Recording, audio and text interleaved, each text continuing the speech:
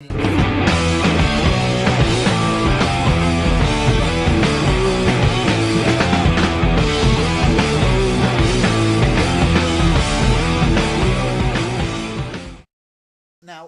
I got a message from Elisar today, and he wanted to discuss on the show, even though it's nothing really to do with anything on the internet or any internet show, although it is been hugely influential on a lot of work, it is the fact that DC have announced that they're going to be doing a series of spin-offs from the Watchmen. Before Watchmen, I think they're calling it? Yeah. I mean, before Watchmen, yeah.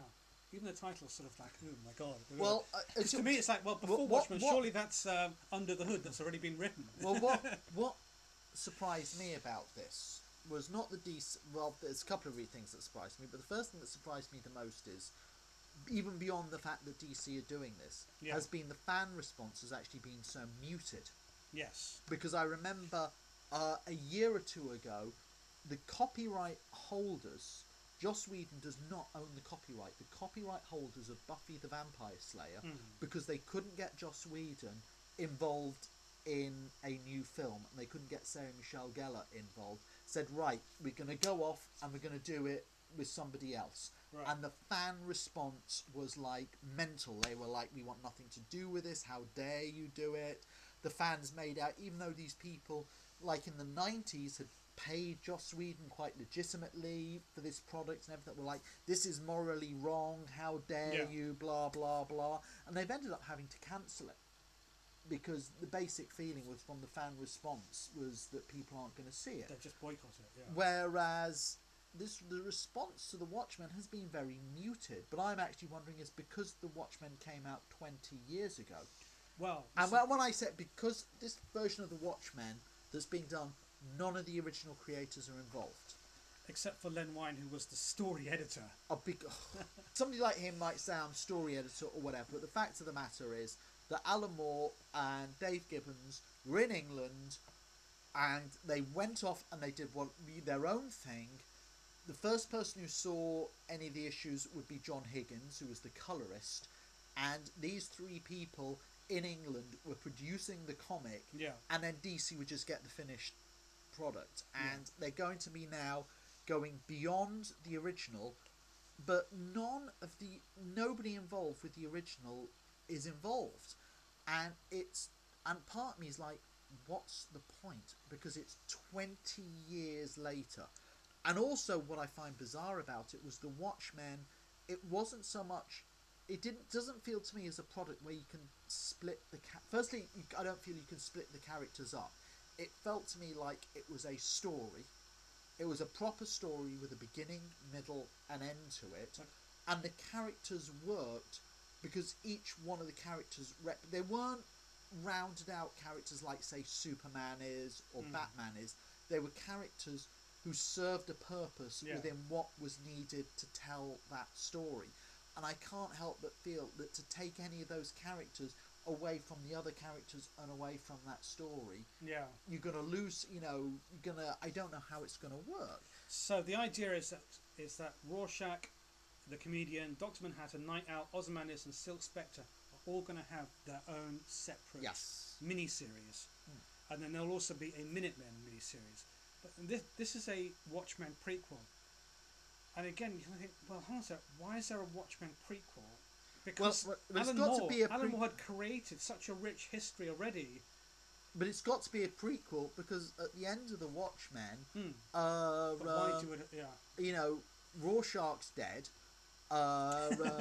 They've effectively created world peace, and effectively and I think that's one of the other problems is they've got to tell some story which doesn't directly interact with the original story, and it's just something that when I try and get my head around it, I just think the whole thing just sounds, and I know they've got some good talent involved in it, but it just sounds let's talk about that horrible. Brian Azzarello, I read his stuff. Yeah. And of course you're very familiar with J. Michael Straczynski. Created Babylon 5, one of the longest writers of Spider-Man comics. He had he was like one of the head writers on Marvel Comics for a while. And he was the first. It's now actually become very common for a lot of genre TV writers to now write for comic have books. A dual career, but Joe Straczynski was probably the first. He had a bit of a fallout with Marvel Comics when they were doing Thor. That they had promised him that he could write his storyline without it having to be involved with the big, Civil War or what Dark Reign or whatever Marvel epic was going on at the moment. And then they said, no, you've got to do that. So he got pissed off and he's moved over to DC now. Yeah. And he's been writing a lot of Batman comics and Wonder Woman comics, and he revamped Wonder Woman a few years ago. To put this more in perspective, Alan Moore, the creator of Alan Moore and Dave Gibbons, the creator of the original, Alan Moore has had huge issues for now 20 years with DC and will not have anything to do with them. And he's already washed his hands of this and, has been quite, vocal about it. And that's another reason why I'm surprised there hasn't been a bit of a fan backlash against it. The fact that one of the creators, Dave Gibbons, is just merely staying silent about it, and whereas one of the other creators, Alan Moore, is actually quite anti this taking place. Sure. Well, I mean, I'd imagine the gestation of this probably started when the film was being made. Well, because if you obviously read, they're thinking, how are we going to do if this is big film? How are we going to do a follow-up film? There was a very interesting. Well, the film bombed, but there was a very interesting interview that I read recently with Alan Moore, who basically said that one of the big issues he had with the Watchmen was the Watchmen was not a product. It wasn't like with Batman or Superman or Spider-Man or something. It wasn't a pre-existing character that they came along. He created his own They world, created, and Dave Gibbons is as much involved in this, but the two of them together created this whole universe, new characters. They created it for a 12-episode storyline, and in their contract, and to give DC their due, this is pretty standard in most books. The contract basically was that DC would publish this, and if DC ever didn't have it in print for more than a year, the rights would revert back to Alan Moore. And back in the 80s, there was not the whole graphic novel culture. It was actually quite safe to assume that it might be collected for an edition, it might not. Yeah. But then he would get the rights back.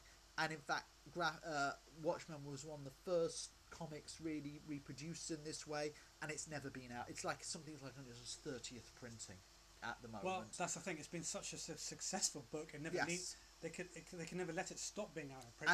And certain other people have said, well, Alan Moore has bitched non-stop about the fact that DC keeps on publishing this and he'll never get the rights back. But on the flip side, considering how well it sells, wouldn't he be bitching if they weren't publishing it? Are you surprised that DC are doing this and they're not putting it out as Vertigo? Well, they're wrapping up because DC... they folded. Swamp Thing used to be part of Vertigo. John Constantine used to be part of Vertigo.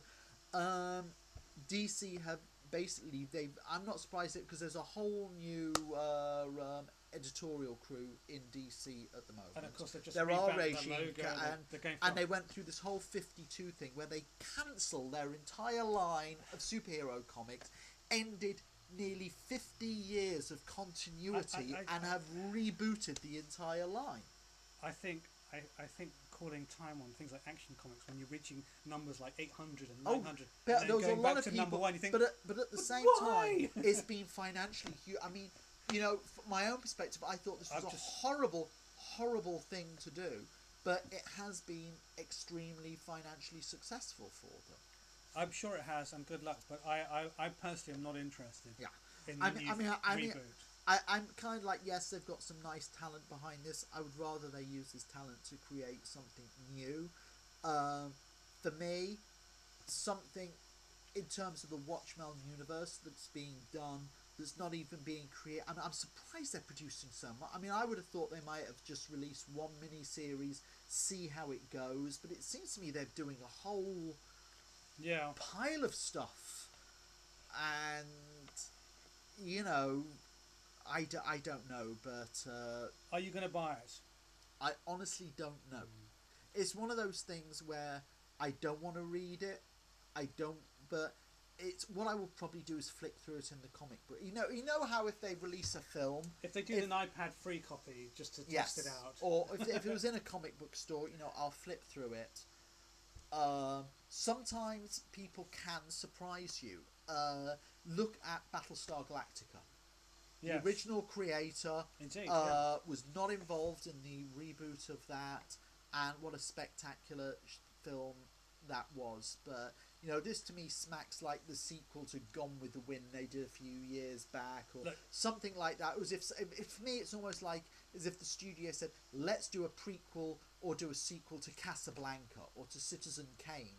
You kind of like, or even there's certain films which, even if the creators were willing to do it, there's certain stories which don't lend themselves to it, and thank God most of the time Hollywood hasn't done a sequel to stuff like Gladiator or Titanic, stuff which isn't really designed to have, it's just a one-off story, and the idea of more Watchmen comics just strikes me as appalling. I haven't made up my mind whether I'll read it. In some ways I kind of don't want to, because I don't, if there's something if it's going to be something I don't like, it's just. But for me, it's also like, why do it now, 20 years later? Well, I think if there, I think obviously the gestation was when they were making the movie. Yeah.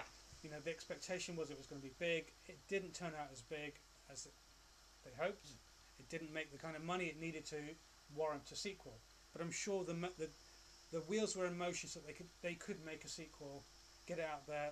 The comics would have come out, and then the sequel would have been made. And by now. But it didn't happen, so they've probably changed that writing team up, got some bigger heavyweight writers, because without the movie, without that kind of hype, they need reasons for people to say, oh, we have to read it because these writers are involved. That wraps it up for those video guys. Do write in the comments box if you're watching the catch up on YouTube, your thoughts on the Watchmen before Watchmen prequels. Will you read it? Will you boycott it?